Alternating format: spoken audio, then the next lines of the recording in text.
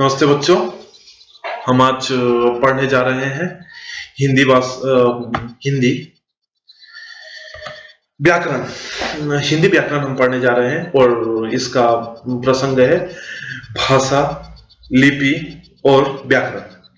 भाषा, लिपि और व्याकरण यह पढ़ने से पहले यह मैं कह देता हूं कि आप सभी कक्षा 5वीं से लेकर कक्षा 8वीं तक के लिए सभी के लिए उपयोगी है। आप सब पढ़ सकते हैं, सुन सकते हैं, समझ सकते हैं। और मैं जो कुछ फोटो दिया हूं उसको आप लोग स्क्रीनशॉट भी ले सकते हैं। आप लोग पढ़ने के लिए, नोट्स बनाने के लिए आप प्रयोग में ले सकते हैं। चलिए हम अब स्टार्ट करते हैं अपना ये भाषा। भाषा वो साधन है जिसके द्वारा हम अपने विचारों तथा भावों का आदान प्रदान दूसरों के संग कर सकते हैं, उसे भाषा कहते हैं। यानी कि हम जिस साधन द्वारा बोलते हैं या सुनते हैं, किसी का बोलना सुनते हैं, सुनकर समझते हैं, समझने की इस विधा को, ये सुनकर समझने को, इस विधा को हम भाषा कहते हैं। भाषा की यही परिभाषा है। भाषा के प्रकार, काइंड्स ऑफ लैंग्वेज। भाषा को हम 3 प्रकार में प्रयोग करते हैं।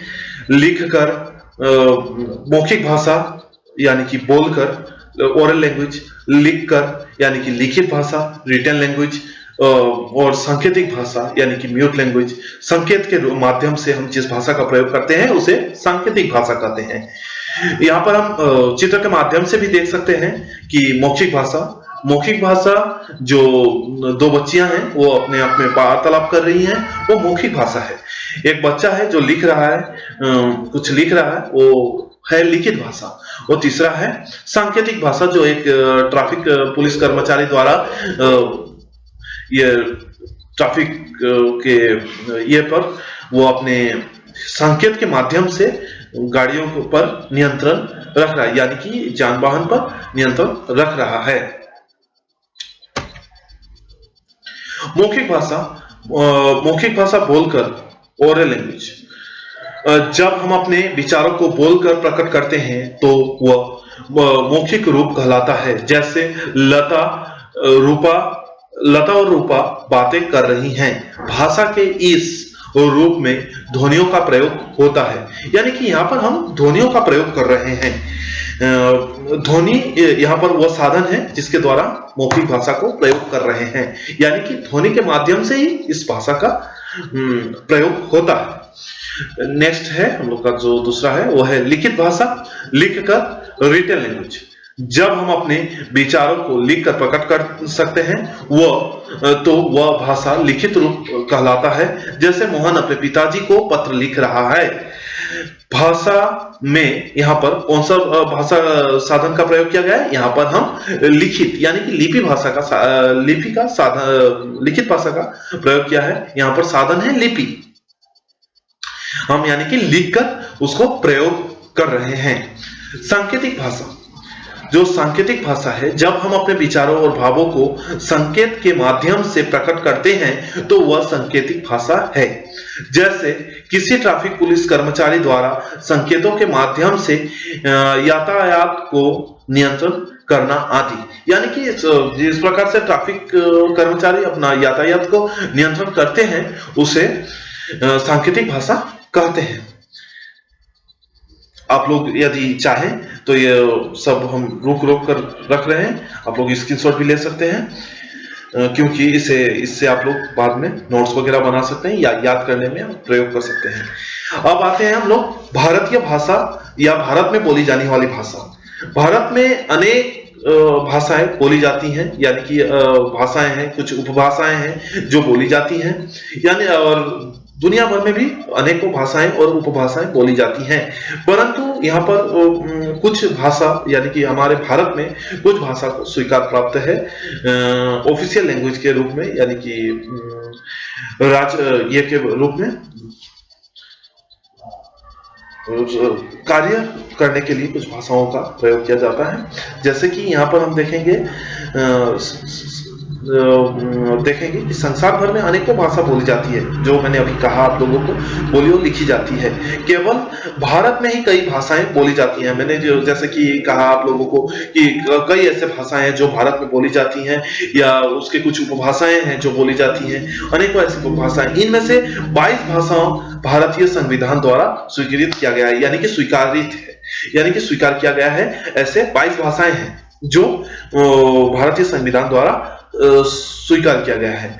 यह है कश्मीरी, डोगरी, पंजाबी, गुजराती, मराठी, कन्नौजी, तमिल, तेलुगु, कन्नड़, मलयालम, उड़िया, बांग्ला, मणिपुरी, नेपाली, सिंधी, उर्दू, मैथिली, संथाली, बोडो, संस्कृत, हिंदी और असमिया। यहाँ पर असमिया कुछ कारणवश छूट गया है, परंतु असमिया भी है।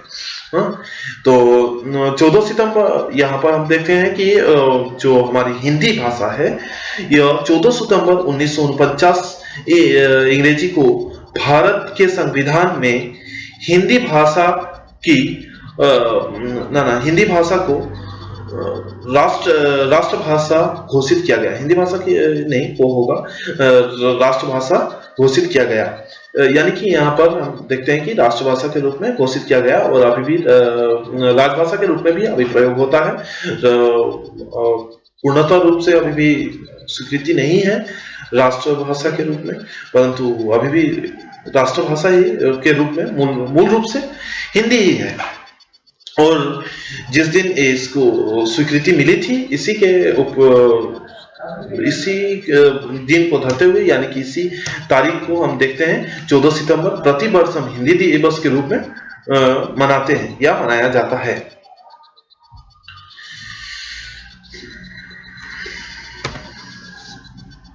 आप लोग स्क्रीनशॉट ले सकते हैं, सभी ये को स्क्रीनशॉट लेकर आप लोग नोट्स बना सकते हैं, बार बार कहा जा रहा है।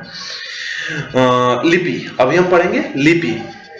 लिपि मानव मुख से उच्चारित की जाने वाली ध्वनियों को लिखने के लिए बनाए गए चिन्हों को लिपि कहा जाता है। प्रत्येक भाषा की अपनी लिपि होती है, जैसे हिंदी की लिपि देवनागरी, अंग्रेजी की लिपि रोमन, उर्दू की लिपि फारसी। यानी कि हम देखते हैं कि हिंदी का जो लिपि है, यानी कि जो लिखने की विधि है, उसका जो नाम है वो है देवनागरी लिपि, जो मूलतः संस्कृत में भी वही प्रयोग होता है।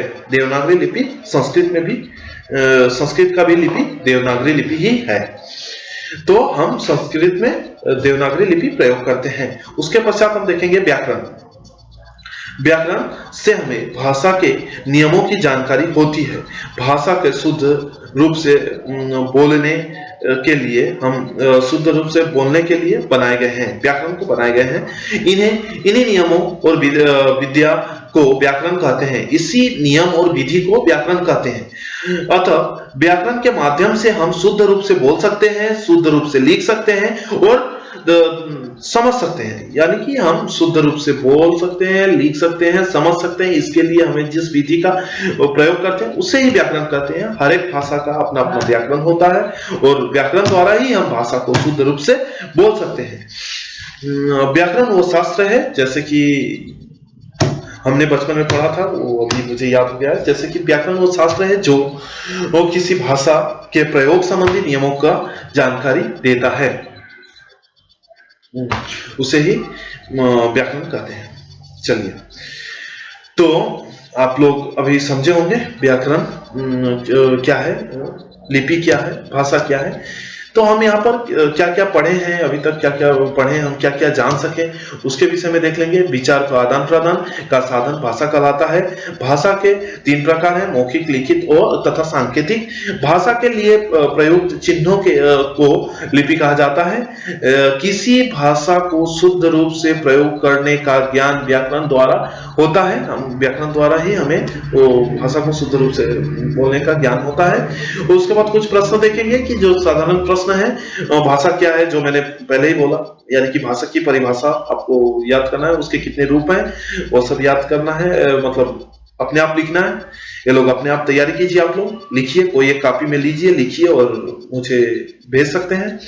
और उसके बाद भाषा के किस रूप में प्रयोग किया जाता है, लिपि किसे कहते हैं, एक उदाहरण भी दो, यहाँ पर लिखा गया है, आप लोग उदाहरण भी दीजिएगा और साथ में व्याकरण क्या है होता है वो भी दीजिएगा।